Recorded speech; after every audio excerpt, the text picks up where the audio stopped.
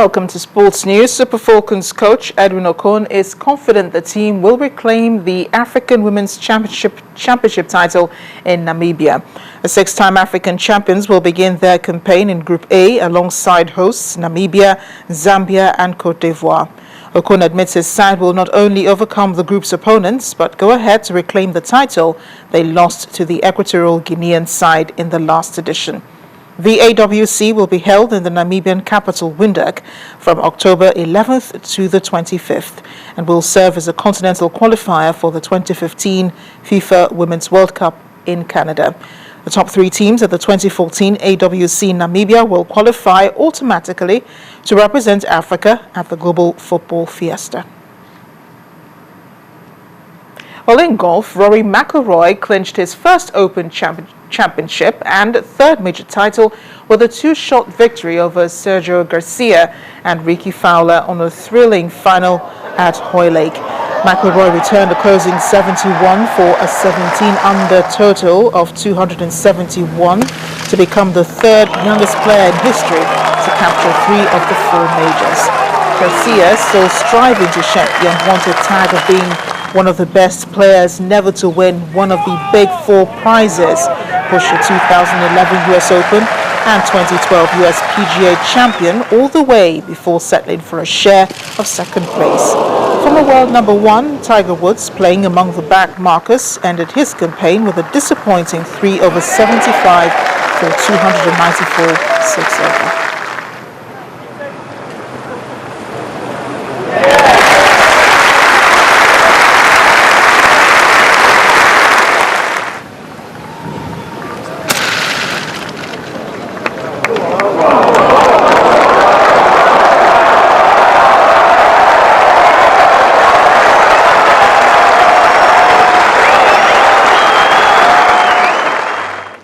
And to tennis, Argentina's Leonardo Mayer stunned top seed David Ferrer to win his first ATP Tour title in a thrilling Hamburg Open final.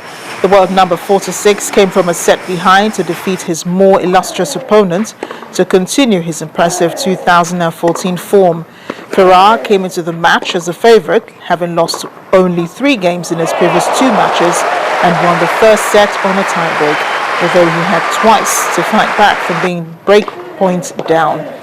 However, it was Mayer who closed out victory 6-7, 6-1, 7-6 to become the lowest ranked ATP Tour 500 winner since Radek Stepanek at the City Open in 2011.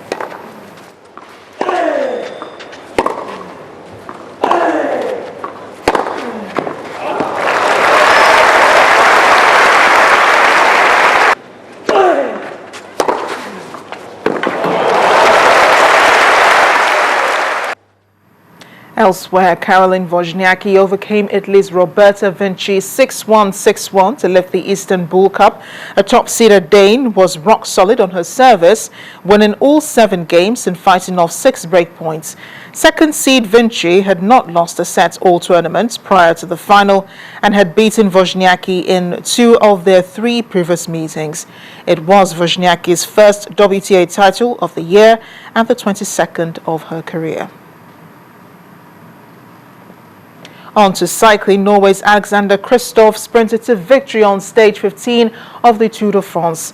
Kristoff chased down New Zealand's Jack Boer and Switzerland's Martin Elmiger, who had led a break for the majority of the 222-kilometer stage from Tala to Nîmes.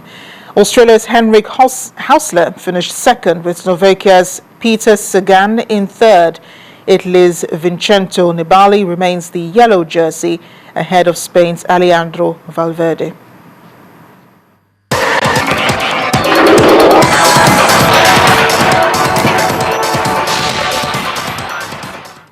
Staying on the foreign scene, but not in sports, rival militias are locked in a battle at Libya's main international airport, with reports of at least 4 people killed in the fighting.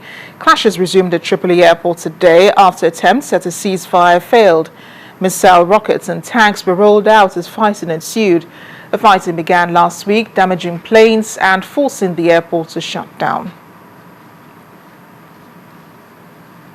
Meanwhile, 7 people have been killed by gunmen in Kenya's coastal county of Lamu when they opened fire on their bus. 4 police officers were also reported to have been killed in the attack.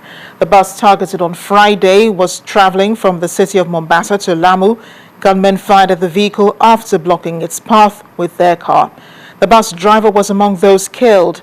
The Lamu County Commissioner confirmed that report. 8 people are said to have been admitted to hospital, most of them with gunshot wounds.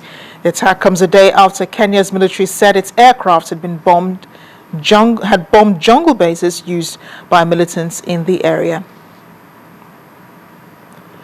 However, the death toll has been rising in the Israeli offensive on Gaza, with reports that up to 18 Israeli soldiers have been killed. A number is, however, higher on the part of the Palestinians, with as many as over 80 people killed in one area where the offensive took place. Palestinian President Mahmoud Abbas said the deaths in the Shujaiya district east of Gaza were a massacre. But the number in death toll has only increased Israel's resolve to continue with the offensive. Prime Minister Benjamin Netanyahu said the Israeli government felt deep pain over the death of its soldiers and that Hamas, not Israel, was responsible for the escalation in Gaza. Hamas, however, claims that it has captured an Israeli soldier. Israel is yet to confirm this. The UN, however, says nearly 85,000 people have now been displaced since the fighting began. And the 196 bodies that have been recovered at the scene of the flight MH17 crash have been taken by train to an unknown destination. The freight train with its 5 sealed wagons has been standing at Torres railway station, 15 kilometers from the crash site. Reports say the carriages with heavy closed doors look like refrigeration units, and there's the occasional smell normally associated with dead bodies. This comes as the Ukrainian government and pro-Russian separatists accuse each other of shooting down the plane which was flying from Amsterdam to Kuala Lumpur.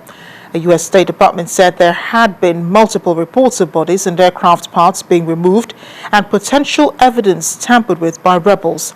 But fighting is reportedly continuing in eastern Ukraine between the separatist rebels and government forces in a conflict that erupted since April.